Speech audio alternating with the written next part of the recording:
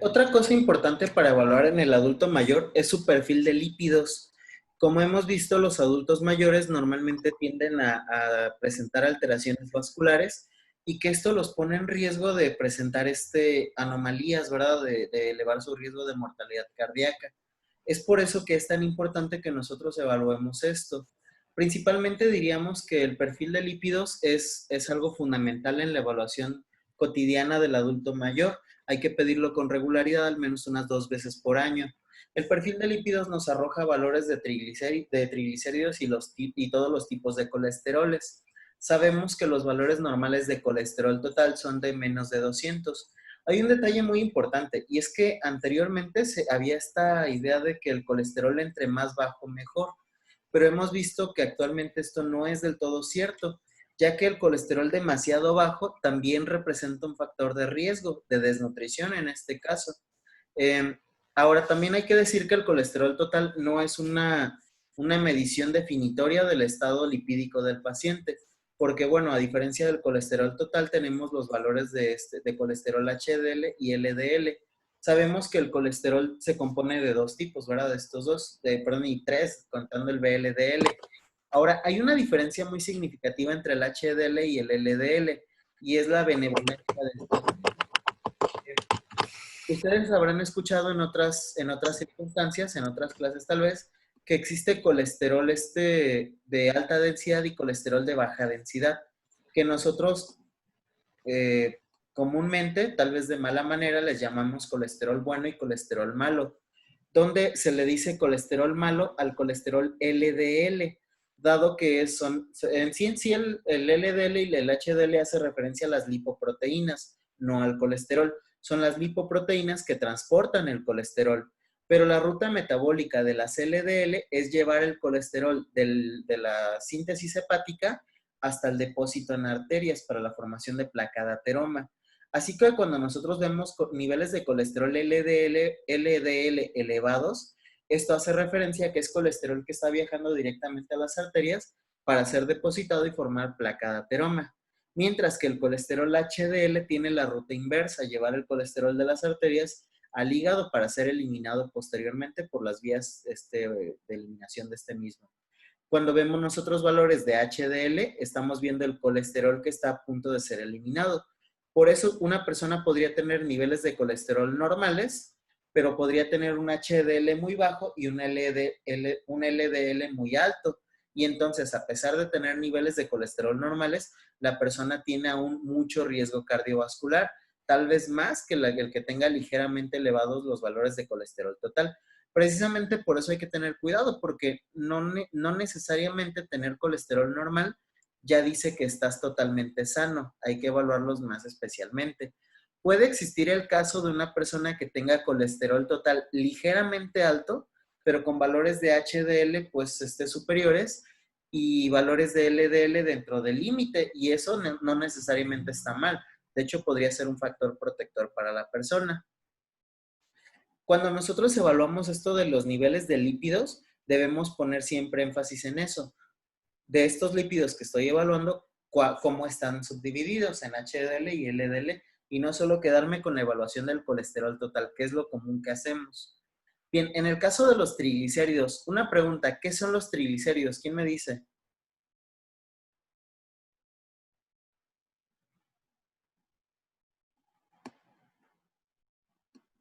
Este, No um, son, bueno, más o menos, según yo, son también, son grasas, pero en forma de glicerol, ¿no?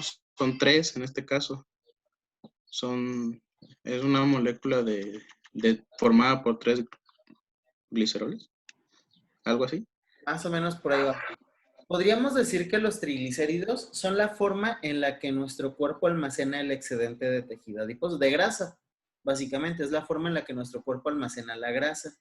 La grasa se produce a partir del excedente de consumo de la misma. Por ejemplo, cuando nosotros tenemos un exceso de ingesta calórica, ya sea tanto por carbohidratos como por proteínas o por lípidos, este excedente se almacena a manera de grasa.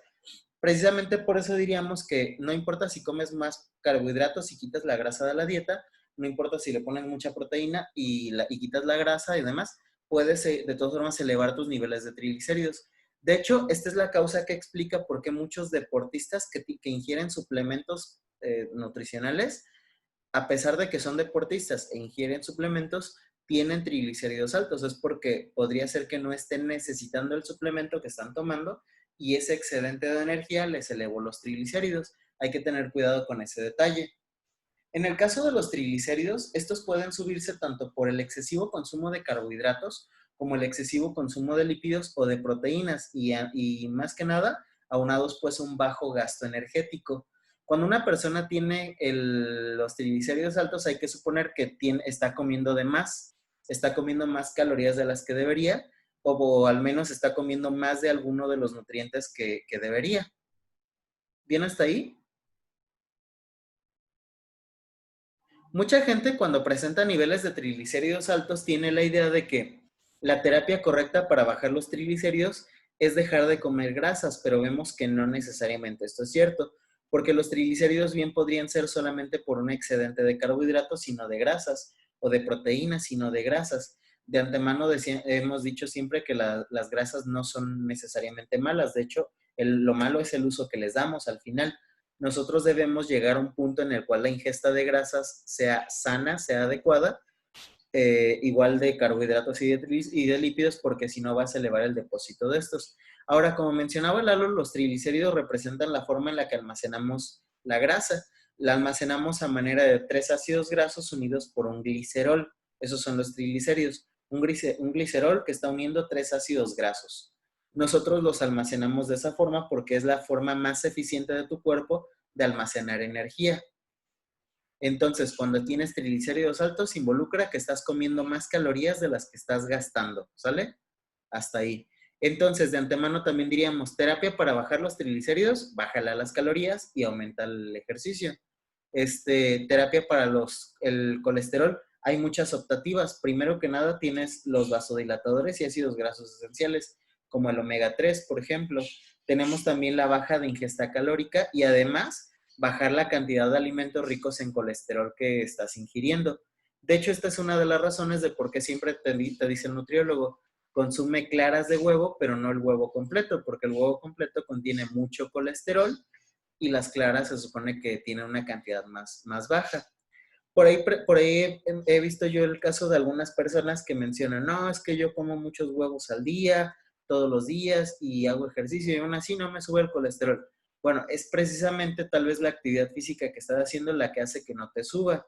Así que si quieres estar comiendo huevo todo el tiempo y altas cantidades, tienes que hacer equiparable de actividad física para poder evitar que se te disparen los niveles de colesterol o de triglicéridos. Y hay que tener mucho cuidado con eso.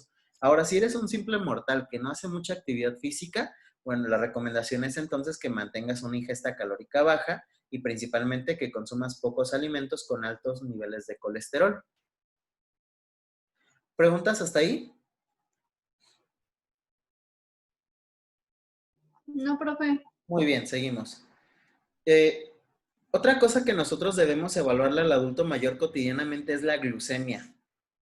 Detalle importante, el hecho de ser adulto mayor es, después de estar vivo, el primer factor de riesgo para desarrollar diabetes o al menos resistencia a la insulina. Recordar que no es lo mismo la resistencia a la insulina que la diabetes. La diabetes es una enfermedad desarrollada a partir de la resistencia a la insulina. Precisamente por eso antes se decía que había prediabetes y diabetes, y ahora el término prediabetes ya se eliminó y se sustituyó por resistencia a la insulina.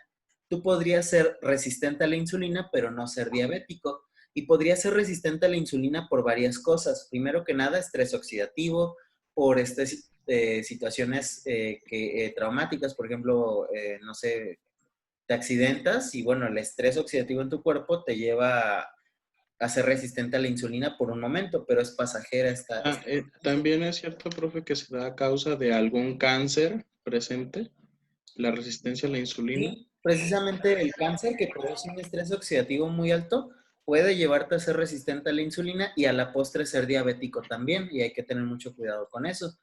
Otro tipo de enfermedades como la hipertensión, las nefropatías, las hepatopatías también te pueden volver resistente a la insulina. Es la razón de por qué todos los pacientes con hipertensión en algún momento van a ser diabéticos, o los pacientes nefrópatas en algún momento van a ser diabéticos, o un diabético en algún momento va a ser hipertenso y nefrópata. Bien, nosotros debemos cuidar en el adulto mayor el riesgo de resistencia a la insulina por dos detalles. Primero que nada, el alto riesgo que el paciente tiene de presentar sarcopenia, pérdida de masa muscular. Y como hemos visto, la disminución de la masa muscular lleva al adulto mayor al riesgo de no poder utilizar de forma correcta la insulina. Y esto lo pone en riesgo de desarrollar este cuadro y a la postre presentar diabetes. Ahora, la mala resistencia a la insulina también expone al paciente a desarrollar otro tipo de enfermedades, como son dislipidemias, alteraciones vasculares, alteraciones renales, entre otras cosas más. La ADA, la Asociación Americana de Diabetes, recomienda 4 tipos de pruebas para evaluar esto. Primero que nada está la glucemia en ayunas, la glucosa en sangre en ayunas, que es la que normalmente uno se checa con el glucómetro. Sin embargo, vemos que la glucemia en ayunas no es un indicador fiable porque, bueno, la glucemia pues podría verse alterada por cosas como la ingesta o la sobreingesta o la baja ingesta energética del día posterior. Y es que muchos pacientes, yo he tenido muchos pacientes que de pronto llegan al consultorio, les checamos la glucosa y traen glucosas muy bajas de 70, 65, que ya son valores muy bajos. Y cuando le preguntamos al familiar nos dicen, no, es que como iba a venir hoy el doctor, no cenó, comió muy poquito y además se puso a hacer ejercicio en la mañana antes de venir. Bueno, eso podría ser lo que ocasione la glucosa tan baja. Yo he tenido pacientes que de pronto leen cosas como que tomar un montón de agua te altera la glucosa y demás, y se ponen a hacer métodos para que les aparezca baja. Por eso no es un indicador tan fiable. Por el contrario, tenemos otras dos pruebas. La curva de tolerancia a la glucosa y la hemoglobina glucosilada. Son las dos pruebas de referencia para el diagnóstico de diabetes y resistencia a la insulina. Les diría específicamente que para el adulto mayor la mejor es la curva de tolerancia a la glucosa. Esta es una prueba en la cual el paciente va a ir al laboratorio, le van a checar la glucosa en ayuno de 12 horas, le van a pedir que se tome 75 gramos de glucosa, normalmente le dan un jugo, y que se quede sentado ahí en el laboratorio. Una hora después de esa primera medición le van a volver a checar la glucosa, le van a pedir que se mantenga otra vez sentado, sin darle esta vez nada, y vamos a esperar una segunda hora para volver a checarla. Bueno, en este caso el paciente, lo que nosotros estamos tratando de ver es cómo cambia la glucosa después de una toma de 75 gramos de glucosa. Se supone que una persona sana a una hora después de haber tomado esos 75 gramos, tendría que tener valores de menos de 200 miligramos sobre decilitro y 2 horas después tendría que tener valores de menos de 140. Si la persona llega en ayuno al laboratorio y presenta 70 de glucosa, le das el jugo y una hora después trae 200 y 2 horas después trae 150, quiere decir que el paciente ya al menos es resistente a la insulina. Para ser diabético habría que buscar toda la sintomatología, ¿no? Las 3 P's, poliuria, polidipsia y polifagia, pero al menos ya es resistente a la insulina y eso es algo muy importante porque ya hay que empezar a alterar las estrategias nutricionales que debería llevar, ya no puede hacer nada más ejercicio así, sino que tiene que tener cuidados para realizarlo. Ahora, ¿qué tan común es esto? Muy común en los adultos mayores encontrar una persona que en apariencia se ve sana, que presenta valores normales de glucosa en ayuno, pero que cuando aplicamos la curva de tolerancia sí encontramos alteraciones de su curva. Y entonces podríamos decir que el paciente en algún momento va a ser diabético. Nosotros podemos retrasar esta aparición de la diabetes mucho tiempo, siempre y cuando adoptemos las medidas pertinentes y que el paciente empiece con sus cuidados lo antes posible. ¿Dudas de la curva de tolerancia a la glucosa? No, profe. Muy bien. La otra prueba es la hemoglobina glucosilada. Creo que esta la hemos escuchado ya en algunas otras ocasiones. La hemoglobina glucosilada lo que nos hace es la medición de la glucosa que el paciente ha presentado durante los últimos 3 meses, ya que mide la glucosa promedio en una hemoglobina. La vida media de la hemoglobina es hasta de 120 días, así que nos da un valor de al menos 3 a 4 meses. Normalmente esta se mide en porcentaje. Una persona sana debería tener menos de 5.7%, menos de 5.7%. Si la persona presenta entre 5.8 y 6.5, dirías que es resistente a la insulina. No es diabético aún por diagnóstico, pero sí es resistente a la insulina. Otra vez hay que empezar a aplicar medidas de cuidado. Ahora, si el paciente presenta valores de más de 6.5, el adulto ya es diabético y hay que empezar a tratarlo como tal.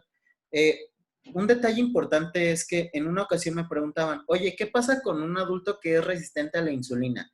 ¿Puede dejar de ser resistente a la insulina? La respuesta es muy compleja a eso y es que depende de muchos factores porque se ha encontrado que pacientes jóvenes que empiezan a hacer actividad, y digo jóvenes, hablamos de un paciente hasta de 40 años, 45 años tal vez, que empieza a hacer actividad física, muy buena actividad física, y que mejora la calidad de su dieta, el descanso, deja las toxicomanías y demás.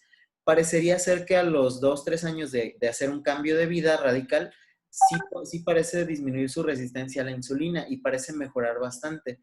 Sin embargo, yo nunca he encontrado un estudio en el cual se evidencie de forma contundente, un estudio aleatorizado, que pacientes adultos mayores dejen de ser resistentes, pero sí mejoran mucho la tolerancia a la glucemia. Y eso ya de antemano es bueno porque aumenta el periodo de tiempo antes de que aparezca la enfermedad de diabetes y aún así, y aún más, mejora mucho la calidad de vida del paciente. ¿Por qué es difícil que un adulto mayor deje de ser resistente a la insulina? Primero que nada, porque esto depende en gran medida de la masa muscular y la funcionalidad de la masa. Pero hemos dicho que el adulto mayor tiende a tener problemas para regularizar su masa muscular por las alteraciones propias de la edad. Entonces, precisamente eso causa afectaciones. También las alteraciones endocrinas, que son también responsables de la alteración de la masa muscular, como por ejemplo la alteración de los valores de testosterona, hormona de crecimiento, afectan que esto se pueda recuperar. Entonces, es muy difícil que un adulto mayor que ya es resistente a la insulina deje de serlo. Un adulto joven es más fácil siempre y cuando pues se encuentre esto en el punto correcto y no cuando el paciente ya presenta diabetes. ¿Preguntas hasta aquí? No, profe. Muy bien. Dentro de la biometría hemática, los valores que más nos interesan en el adulto mayor serían los niveles de hemoglobina del paciente. Digo, aquí les pongo algunos valores de referencia, pero hay que recordar que estos pueden variar en función a lo que leas. Específicamente estos que les pongo son tomados del IMSS. Este es de 12.2 a 18.1 la hemoglobina. Hay que tener cuidado porque los adultos mayores son tendientes también a perder valores de hemoglobina, principalmente por malnutrición, desnutrición y por un detalle. Al haber disminución del filtrado glomerular, quiere decir que también hay una disminución de la producción de eritropoyetina en los riñones, lo cual es un factor para la producción de eritrocitos y a la postre de hemoglobina.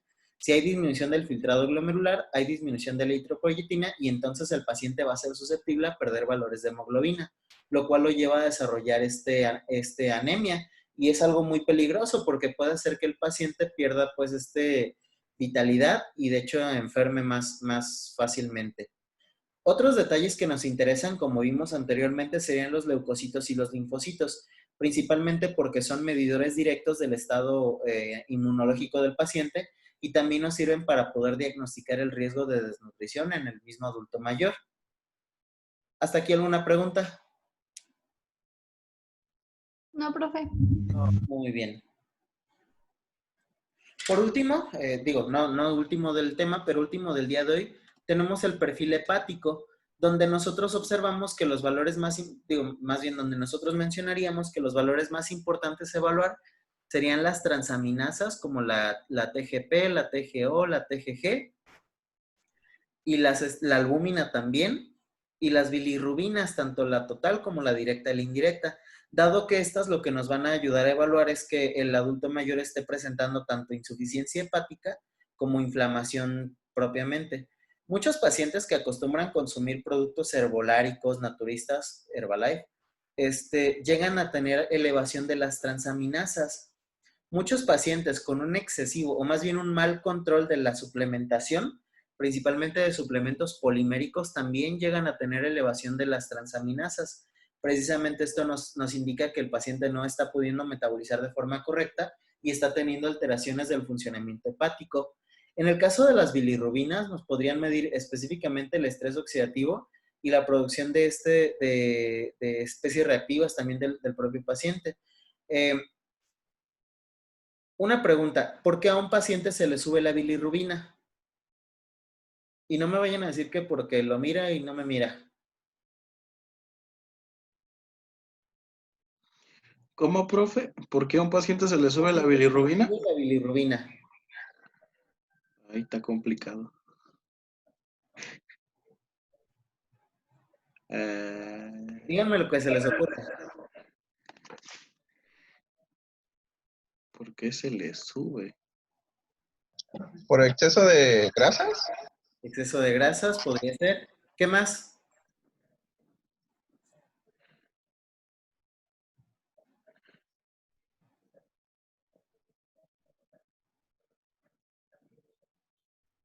No, pues no. ¿Exceso de colesterol? Principalmente por la degradación de la hemoglobina. Cuando nosotros degradamos hemoglobina y hemos visto que la hemoglobina se pierde, se degrada por estrés, malnutrición, etcétera, suben las bilirrubinas. Ese sería un principal factor. Si yo les pregunto en el examen causas de por qué se te sube la bilirrubina, bueno, la principal sería la degradación de la hemoglobina, secundaria desnutrición, etcétera, etcétera, etcétera. También puede subirse por cosas como consumo de tóxicos, como el alcohol o algunas drogas, entonces ahí hay que tener cuidado con esto. Si nosotros observamos que el paciente presenta niveles de bilirrubina altos, podríamos asumir que a pesar de que podría tener valores todavía normales de hemoglobina, la está degradando. Así que aunque la hemoglobina ahorita todavía podría estar bien, en algunos días podría la hemoglobina ya estar baja y hay que tener cuidado con eso. Existe esta canción de este cuate, no me acuerdo. Remy Valenzuela. No, pues, no. Este cuate que habla un poco de que se ¿Qué me tiene que ver esa canción? Ah, Cántala. Este, ¿De la bilirrubina? sí. Juan Luis Guerra? Juan Luis Guerra, exactamente, se me sube la bilirrubina. Él dice que se sube la bilirrubina porque te miro y no me miras. Pero no, de hecho la bilirrubina pues se sube por la degradación específicamente de la hemoglobina, ¿sale? De hecho, si ustedes observan los valores de bilirrubina dicen de 0 a tantos. O sea, no deberías tener incluso bilirrubina. Por ahí esta parte de que de cuánto a cuánto se te pueden subir, por ahí podríamos cambiarla por en realidad no debería subirte la bilirrubina. ¿Sale? Tenemos el perfil tiroideo. Detalle importante con el perfil tiroideo. Como ustedes saben, el perfil tiroideo es algo que se afecta y que cuando se afecta altera el metabolismo energético de la persona. Por ejemplo, una persona con un perfil tiroideo alterado podría presentar un metabolismo mal llamadamente rápido o un metabolismo mal llamadamente muy lento. En este caso, es importante que nosotros denotemos que los adultos mayores podrían tener alteraciones tiroideas y esto no hace que deban recibir diagnóstico de hipotiroidismo e hipertiroidismo, que esto podría ser secundario a las alteraciones endocrinas del adulto mayor. Estas alteraciones que hemos visto que se presentan comúnmente, que no son buenas, pero que sí se presentan comúnmente. Normalmente nosotros evaluamos 3 factores, la TSH, T4 y T3, donde si ustedes observan, cuando la TSH está alta, es más relacionado al hipotiroidismo. La TSH alta involucra que se está trabajando demasiado para regularizar las funciones de la tiroides. Se trabaja mucho para que esta trabaje, para compensar lo que esta no hace. Mientras que cuando la TSH está baja, quiere decir que la tiroides está demasiado estimulada. O sea, la TSH estimula la tiroides. La TSH alta significa que la tiroides tiene que estar siendo sobreestimulada. Un paciente con hipotiroidismo o disminución de la función tiroidea. Una TSH baja quiere decir que se está disminuyendo la estimulación para bajarle los decibeles a los cuales está trabajando esta misma glándula tiroides, porque está trabajando muy aceleradamente, o sea, hipertiroidismo. Y nosotros lo que debemos evaluar en el adulto mayor es si esta está alta o está baja para ver si el paciente presenta un problema relacionado al funcionamiento tiroideo pasajero o ya crónico. Por ejemplo, si la TSH está alta, pero la T4 y la T3 están normal, podríamos decir que tiene hipotiroidismo leve. O sea, esta disminución de la función tiroidea podría ser secundaria a otra cosa y no necesariamente que el paciente padezca hipotiroidismo crónico. Mientras que si la TSH está baja, pero la T3 y la T4 normales, el paciente presenta hipertiroidismo leve o asintomático y entonces no necesariamente presenta hipertiroidismo, simple y sencillamente podría ser por otro proceso agudo. Por ejemplo, estrés oxidativo otra vez, que vemos que el estrés oxidativo aparece cada vez que hablamos, quiere decir que es un riesgo importante en todos los adultos mayores. ¿Preguntas hasta aquí? No, profe. Perfecto. Entonces, hasta aquí le dejamos por hoy para que tengan 5 minutos antes de empezar su otra clase. Y nos vemos el miércoles con nutrición deportiva y geriátrica también. Profe. Gracias, profe.